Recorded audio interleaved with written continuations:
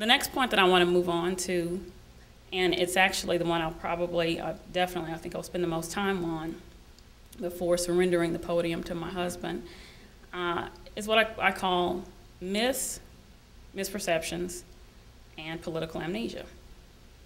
Now, if you let the media tell it, there are 5 black Republicans in the entire country. Well, we all know that's not the case because, we got at least 5 in this room, I know for certain. So they all decided to come and hear me speak, and I thank you for that very much.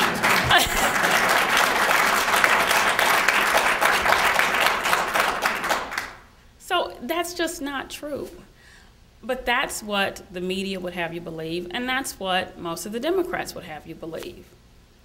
I honestly think that there are a lot more members of the GOP who are black, and probably more so, black people who are either independent or Democrat who will readily cross over for a candidate whom they like and who they think respects them.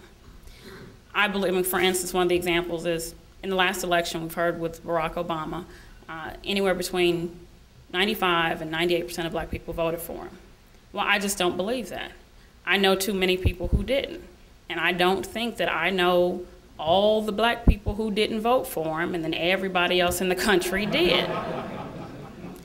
But it goes back to the first point that I made.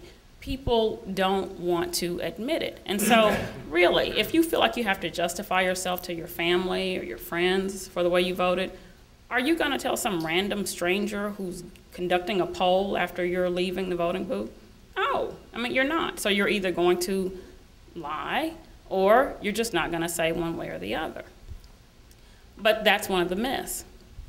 The Democratic myth, though, about the Democratic Party is what I heard when I was a kid about Carter and the Democrats. They're for poor people. They're for black people. The Democrats are all good. Well, that's just not true. And I'm not going to stand here and bash Democrats because I know there are some Democrats in the room. And they won't mind.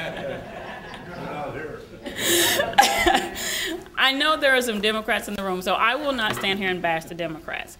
However, I will say that I think that you really have to stretch and strain to define compassion as wanting to keep people down. If you define compassion as keeping people on welfare, compassion as completely eroding American exceptionalism and telling people, it's okay, stay where you are. The government will help you and you don't ever need to get out of your most basic standard of living. I don't think that's compassionate, nor do I think that it is good, nor the American way of life. But that is the perception that the Democrats have, and I think we could go on for a long time talking about how that's happened. But the fact of the matter is that's where we are today. The GOP, there is a different perception of us. We are deemed mean, evil, rich, and white men. Now, I am neither rich nor a white man, and I'm a member of the GOP. And I don't think I'm mean or evil either. So that can't define the GOP because I'm a member of the party. And the party is merely the people who make it up. It's not some politician or a pundit whom you happen to not like or who says something that maybe is inconsistent with what almost everybody else in the party believes. But that's the image that's been foisted upon us. But it's just not true. Let me tell you what some truths are. The truth is, the civil rights, which we all know and we've all heard a bazillion times, was passed in a Democratic administration under LBJ. But what you don't hear very much of is that for decades, the GOP proposed identical legislation that the Democrats shot down every single time. The civil rights legislation that was passed in '64 and '65 is identical in breadth and scope of what the GOP had been trying to get done for decades, but couldn't because of the glorified Democrats. In 1964, when the Civil Rights Act was passed, the largest percentage of the GOP voted for it, over 80%. And the Democrats, it was more like 60 or 62%. That's the truth. Another truth is with the Voting Rights Act in 65, 92% of GOP members voted for that act. The Democrats' percentage was not nearly as high. But again, that's something that you don't hear about. Now think about this. Think about what would have happened if instead of those bits of legislation having been passed under, instead of them being passed under LBJ's administration, that legislation had been passed under Ike's administration, as they tried to,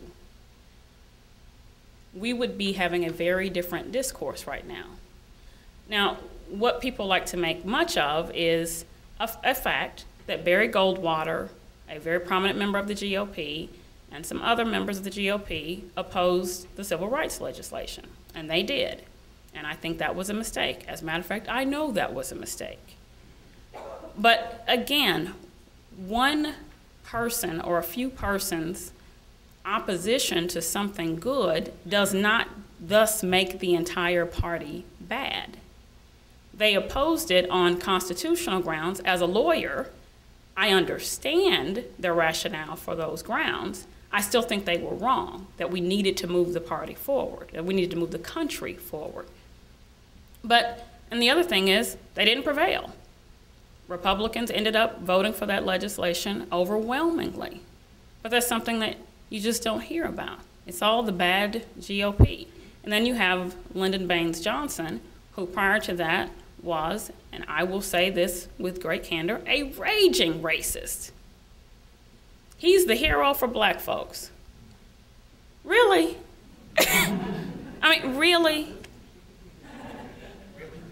Not mine. Certainly not mine. But that's what we've been saddled with. I mean, that's the history we've been saddled with. And so right now what we have in this country is political amnesia. We have forgotten that. We've forgotten what the GOP did. We have forgotten that the GOP is the party of Lincoln, that the GOP was formed, the only party in this country, probably in history, ever formed for black people, to free black people. That was its entire purpose in the formation. We've forgotten that at some point for a very long time throughout our history, post-Civil War, through Eisenhower's administration, the majority of black people were Republicans, not Democrats.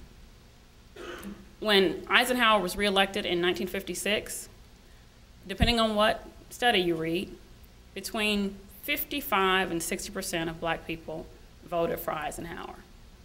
That's an astounding number. So how did we get from just, within the last 50, 60 years, over half of black Americans voting Republican to where we are now? And I don't mean just with Barack Obama's election. I mean in state elections everywhere. I mean the presidential elections prior to that. How did we get from there to here? I think it's that we've gotten a very bad rep. I think that the media and academia and the Democrats have pushed a lot of that on us, have cloaked us with things that aren't true. And I think that we, and by we I mean all of us, black and white America and everything else, have done a very bad job of telling the story and telling the truth. I mean, it's not just the GOP story, it's America's story. And we need to do a better job of telling it. So we've got some elections coming up. 2010 and 2012 should be very, very big years for us.